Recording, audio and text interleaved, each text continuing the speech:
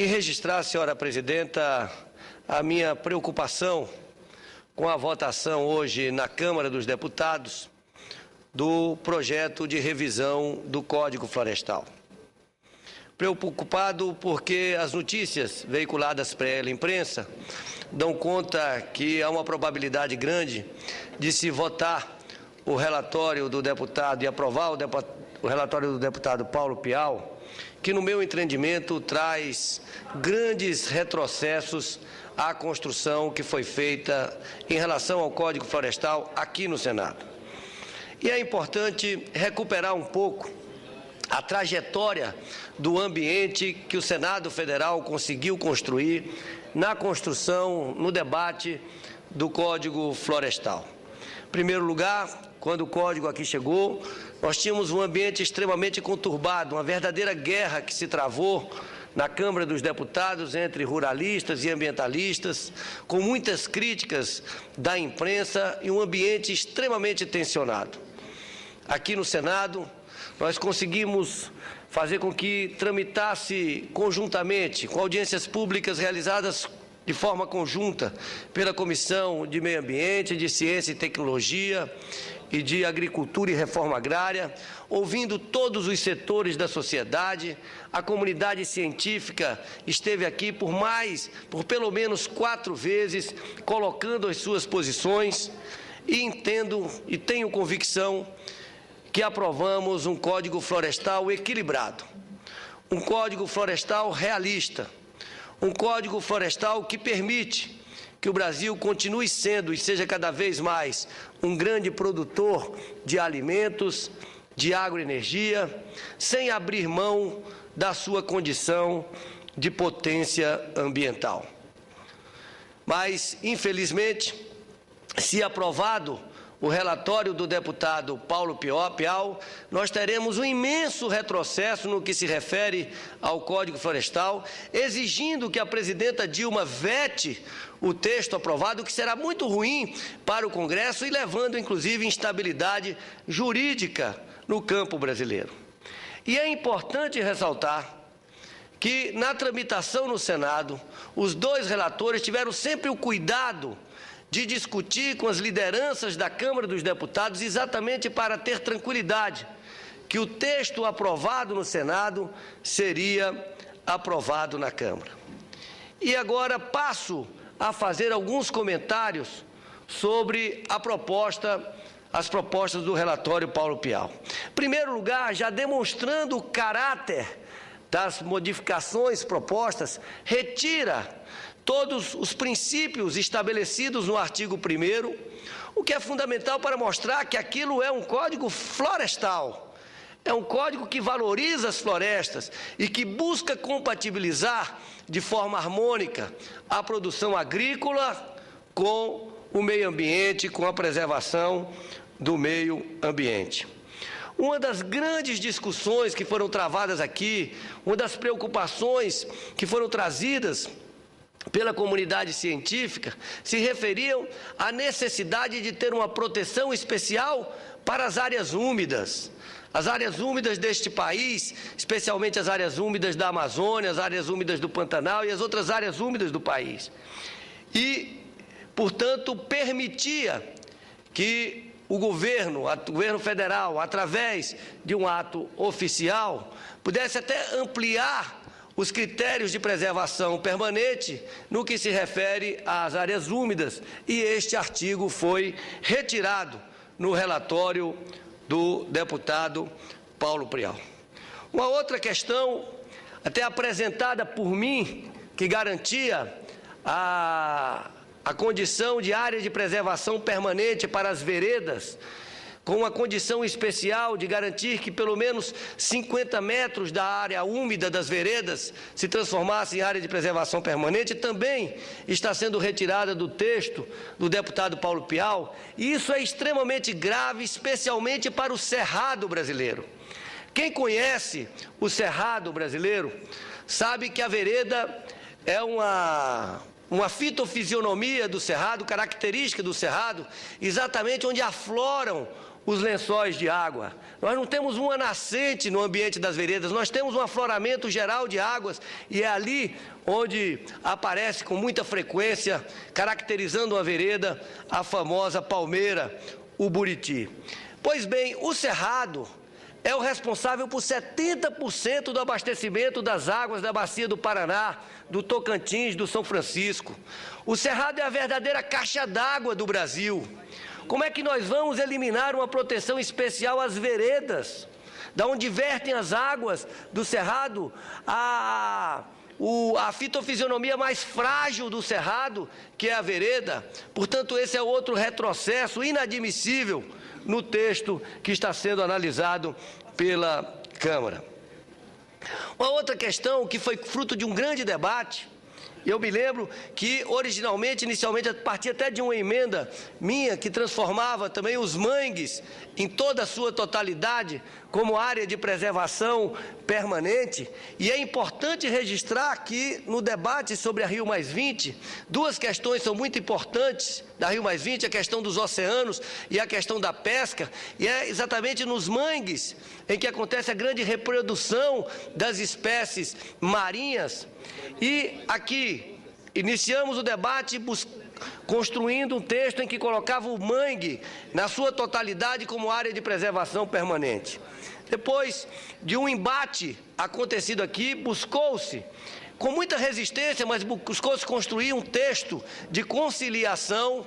em que fazia a separação entre mangues, apicuns e salgados e que definia critérios técnicos rigorosos e limites para a exploração da carcinicultura e para a exploração das salinas,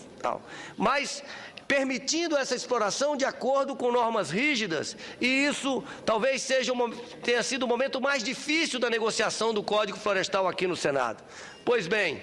também o texto do relator na Câmara, deputado Paulo Pial, retira todas essas condições, essas restrições para liberar completamente a atividade de carcinicultura e de salinas nas áreas de apicuns e salgados, num outro grande retrocesso. Outra questão importante incorporada pelo relator na Comissão de Meio Ambiente, senador Jorge Viana, de garantir uma área mínima verde, uma área verde mínima para os novos parcelamentos de terra, para os novos loteamentos urbanos, garantindo uma questão que é fundamental hoje, que é a qualidade de vida das nossas cidades, transformando nossas cidades efetivamente em cidades sustentáveis, em cidades agradáveis, em cidades frescas. Pois bem, também esse artigo está sendo retirado na proposta do relator, deputado Paulo Pial. Uma outra questão é que dizia que qualquer supressão de vegetação em áreas onde habitam espécies ameaçadas de extinção, deveria haver uma autorização do órgão federal.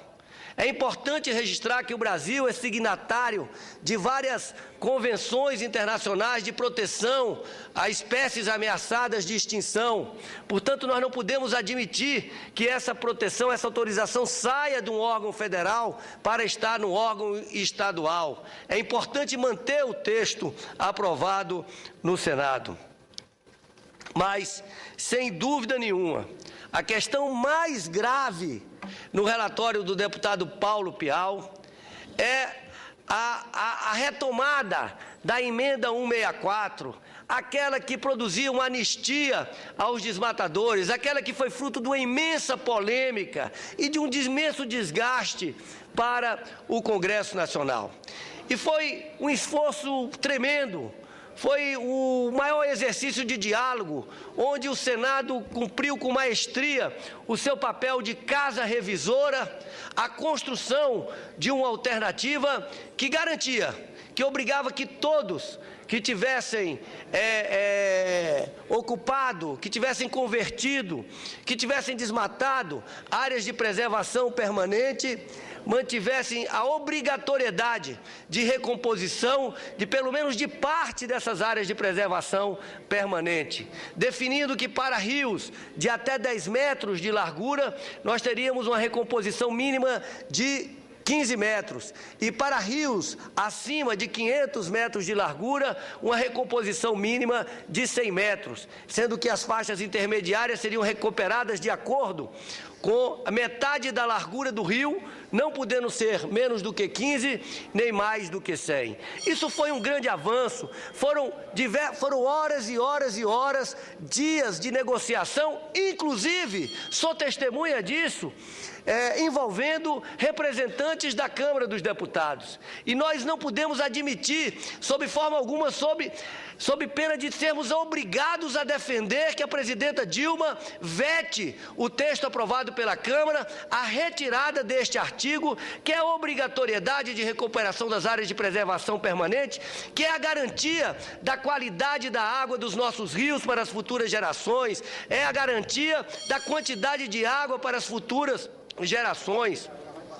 É um instrumento... Vossa Excelência permite, senador Rodrigo Rollenberg? Com muito prazer, ouço Vossa Excelência, senador Eduardo Suplicy. Eu quero solidarizar-me com o apelo que Vossa Excelência faz nesse instante de grande importância aos deputados federais para que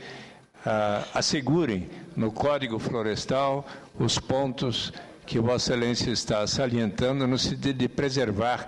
a qualidade, sobretudo, das florestas, do meio ambiente, das águas de nossos rios, e Vossa Excelência detalhou muito bem os avanços que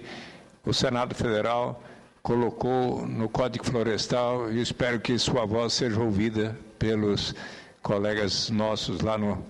na Câmara dos Deputados. Meus cumprimentos. Muito obrigado, senador Suplicy. Incorporo suas observações ao meu pronunciamento e afirmo, senador, que o texto aprovado pelo Senado ensejaria o maior programa de reflorestamento do mundo, gerando imensas oportunidades de negócios para o setor florestal brasileiro, com a produção de sementes, com a produção de mudas, com o desenvolvimento de tecnologias para a recuperação dessas áreas de preservação permanente. Esse é um artigo que mostrava que o Senado estava com os olhos voltados para o futuro, o Congresso com compromisso com as futuras gerações. Portanto, nós não podemos admitir a volta da anistia aos desmatadores. Esse problema foi resolvido no Senado, foi resolvido com muito diálogo, com muita dificuldade, e que produziu esse texto equilibrado, que atende à vocação agrícola, mas também garante a vocação preservacionista do nosso país. Portanto, senhor presidente, senhoras e senhores senadores, queria registrar ainda, pedindo à nossa presidenta mais 2 minutos para concluir, senhora presidenta Ângela Portela, para dizer que também um outro artigo importante é que dizia que se o produtor, se ele não entrasse no cadastro de regularização ambiental num prazo de 5 anos, passados 5 anos, se ele não tivesse inscrito nesse cadastro, ele estaria proibido de acessar o crédito agrícola. Isso era um instrumento fundamental para estimular que a pessoa regularizasse sua situação, saísse da ilegalidade. E eu ainda me lembro que neste debate, um dia o senador Blairo Magem informou que o Banco do Brasil, num determinado momento, só passou a financiar depois que o produtor fizesse curva de nível. E que seu pai, que era um agricultor tradicional, passou 2, 3 anos sem fazer, depois não resistiu, acabou indo ao Banco do Brasil, fazendo curvas de nível, e percebeu que isso foi bom, isso aumentou a sua produtividade, isso melhorou a qualidade do solo. Portanto, o Estado tem que usar os instrumentos que dispõe para estimular boas práticas, bons manejos da atividade agrícola e pecuária.